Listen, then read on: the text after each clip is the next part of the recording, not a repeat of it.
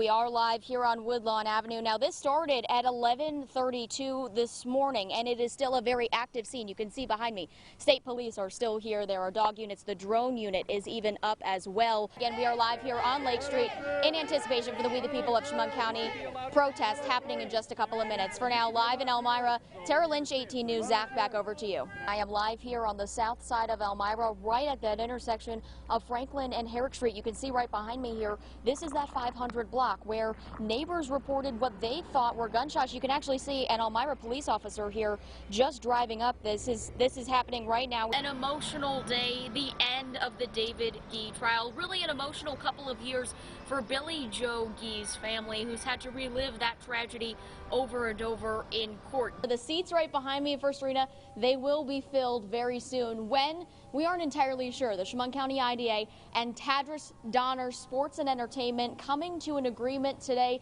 on a new lease, an unspecified amount of time for that lease, though. Who is the new tenant here at First Arena? Well, here's what we know so far.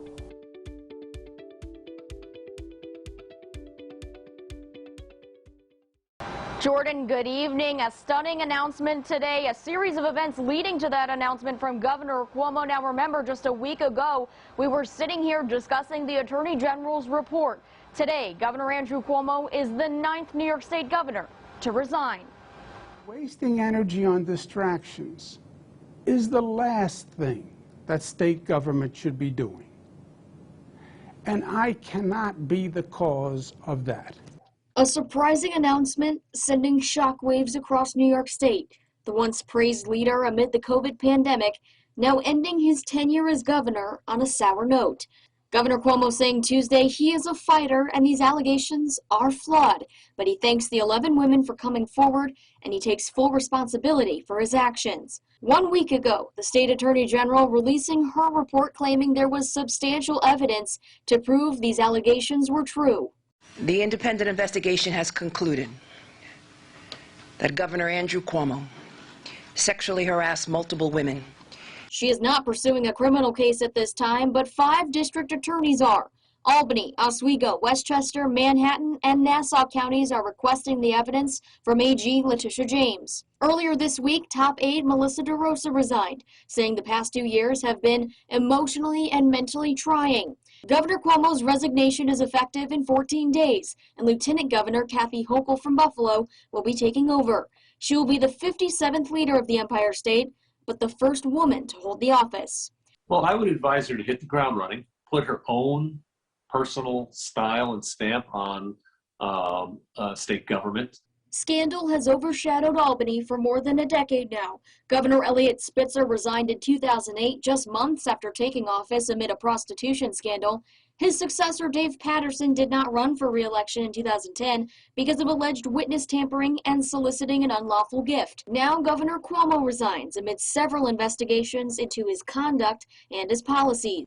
It is unclear the status of those other investigations into both the nursing homes and his multi-million-dollar book deal. Experts are also unsure if impeachment proceedings can continue. The answer is we don't know. We actually have state lawmakers huddling with attorneys as we speak.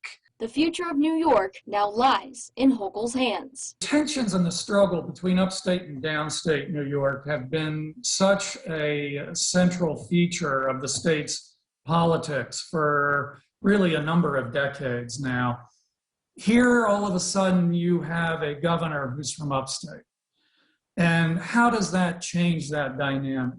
Hochul will have a lot of things to address when she does take the office, including the Delta variant, a potential federal infrastructure package that could bring extra money to the state, as well as a new opportunity for fellow upstate lawmakers. Our 18 News reporter Sarah Wilson is live in our newsroom. She spoke with some of those upstate leaders today.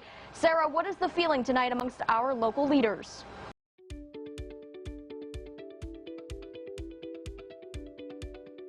If you're just joining us, that was New York State Governor Kathy Hochul, her first address as the 57th governor of the Empire State. She quoted, President Teddy Roosevelt there. She recognizes her historic position as the first female governor in the state's history, acknowledging the women who came before her family, her working class upbringing in Buffalo, New York, and outlining some of her priorities. New at noon, the Elmira police are looking for information after a car crashed into a house yesterday evening. Here's what we know so far. According to police, crews responded to 6th and Johnson Street around 9:15 last night. Police say a Nissan sedan failed to yield the right-of-way to another vehicle, hitting that other car and causing it to go off the road and into a house. We begin in Addison, where a 14-year-old girl was hit by a car while walking to school earlier this morning. Addison police say the unnamed girl was in a crosswalk at the light on Main Street when she was hit. The driver then fled the scene but was located a short time later. But sit back, relax, have a snack, because 18 News at noon will be right back.